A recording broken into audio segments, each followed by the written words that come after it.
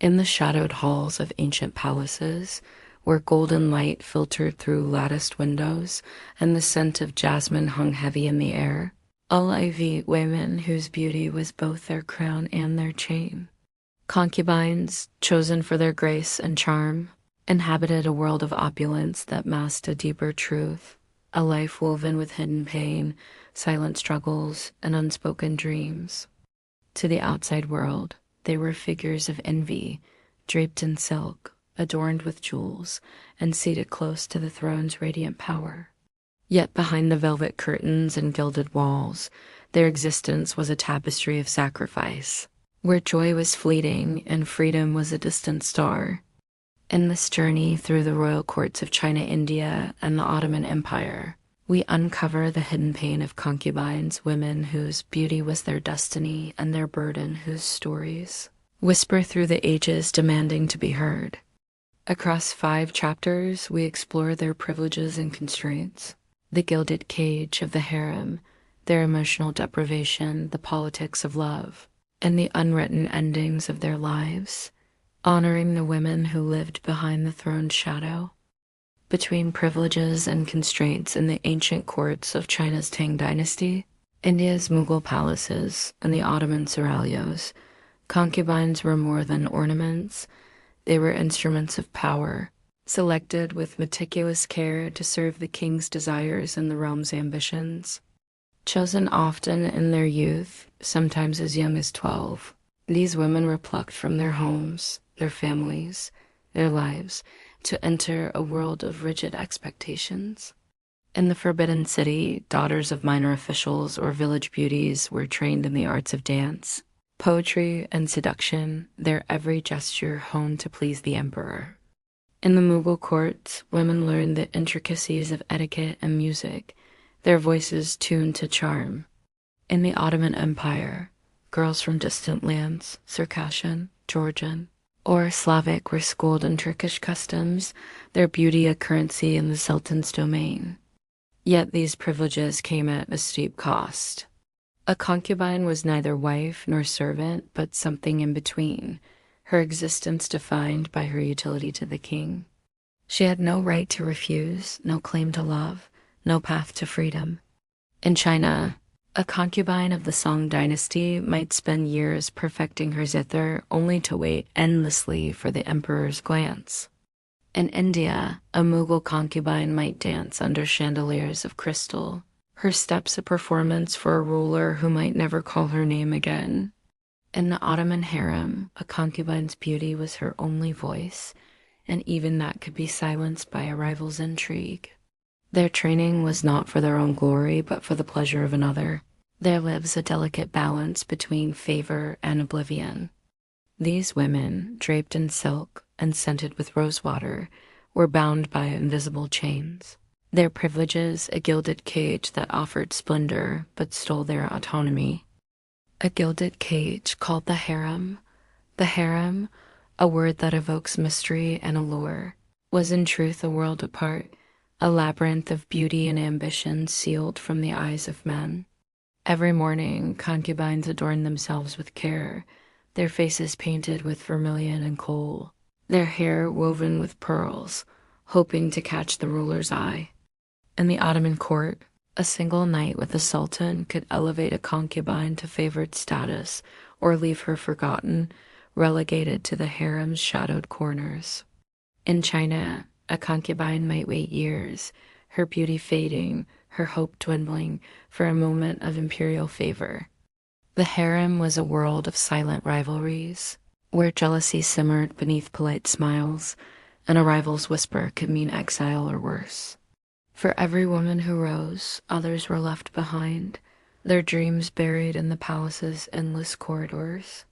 The harem was not just a place, but paradox, a sanctuary that confined, a stage where beauty was both power and prison. In the Ottoman Empire, the harem of Topkapi Palace was a realm ruled by women, the valid sultan. The sultan's mother presided over a hierarchy of wives, concubines, and attendants, each vying for influence.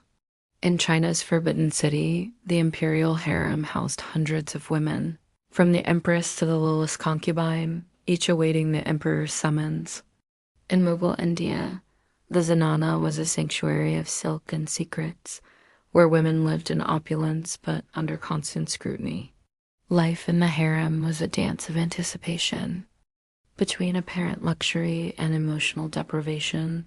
To the world beyond the palace walls, concubines lived in unimaginable luxury silken robes, jade ornaments, and feasts of delicacies fit for gods.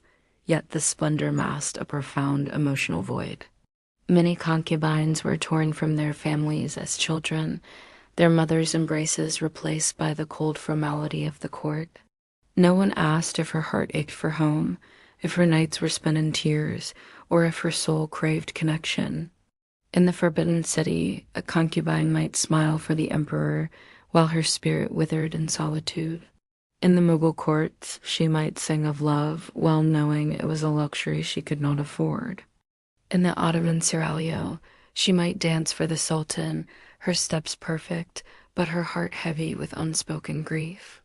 Their beauty was a mask, their grace a performance, their lives a silent plea for recognition in a world that valued them only for their allure.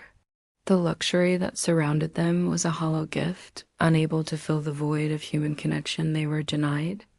In the Tang dynasty, a girl might be taken from her village at 13, her childhood traded for a life of service. In the Mughal Zanana, women from distant provinces lived without the warmth of kin, their letters home a rare and censored privilege. In the Ottoman harem, enslaved women from foreign lands often spoke no Turkish, their isolation deepened by language and loss. The expectation was clear. A concubine must be enchanting, obedient, and ever beautiful, her own desires irrelevant. When love was not a sentiment but a strategy, and for concubines, it was a dangerous path. Bearing a child, especially a son, could elevate a concubine to a position of power, her status transformed from adornment to influencer. In the Ottoman Empire, a concubine who bore a son might become a Hasaki sultan, her child a potential heir, her influence rivaling that of the valid sultan. In China's Ming dynasty, a concubine who gave birth to a prince could ascend to the rank of consort, her quarters adorned with imperial honors. In Mughal India, a concubine's son might secure her a place in the emperor's inner circle, her voice suddenly heard in matters of state. Becomes politics in the intricate game of palace politics, yet this path was fraught with peril. A childless concubine faced obscurity, her beauty fading in the harem's shadows. Those who bore children entered a battlefield of intrigue, where rivals wielded poison, slander, or exile to protect their own. In the Ottoman court, stories whisper of concubines poisoned by jealous rivals, their dreams of motherhood snuffed out. In China, a concubine might be banished to a distant palace, her child stripped from her arms to prevent political upheaval. In Mughal India, a concubine's rise could provoke the wrath of the emperor's wives, her life a delicate dance to avoid their schemes. Beauty became a curse, love a dangerous game, and power a double-edged sword that could lift a woman to glory or cast her into oblivion. For these women, every moment of favor was a gamble, their hearts caught in a web of ambition and betrayal. An unwritten ending. Few concubines found their names etched in history's pages, their stories often lost to the passage of time. In China, Wu Zixing rose from concubine to empress, her name immortalized, but countless others faded into the Forbidden City's shadows. In the Ottoman Empire, Hurrem Sultan, once a concubine, became a legend, yet thousands of others were forgotten, their lives reduced to whispers in the harem's halls. In Mughal India, names like Nur Jahan echo through time, but the many who served beside her vanished, their pain unrecorded, their dreams unfulfilled. Their silent suffering lingers in the empty corridors of palaces, in faded tapestries and crumbling walls, in stories that were never told. These women, whose beauty was their key to the palace, paid a price few could imagine. They lived in splendor but longed for freedom, smiled for kings but wept in solitude, danced for power but yearned for love. Their pain, though hidden, was a testament to their resilience, their ability to endure in a world that saw them as ornaments rather than souls. On our channel, we choose to honor these women, to lift the veil on their silent struggles, to give voice to their unwritten stories. We tell their tales not to mourn, but to celebrate their strength, their grace, their unyielding spirit in the face of confinement. In a world that glorifies kings, we turn our gaze to the women behind the curtains whose pain was as profound as their beauty. Their stories remind us that every woman's voice, no matter how silenced, deserves to be heard. Join us in this journey through history's shadowed halls, where we revive the legacies of those who lived in the margins of power. Subscribe, share these tales of resilience, and let us weave their pain into a tapestry of inspiration.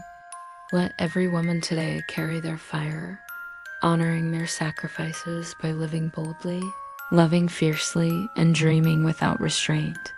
This is our vow: to tell, to celebrate, to amplify the voices of women whose silent strength still echoes, lighting the path for all who follow.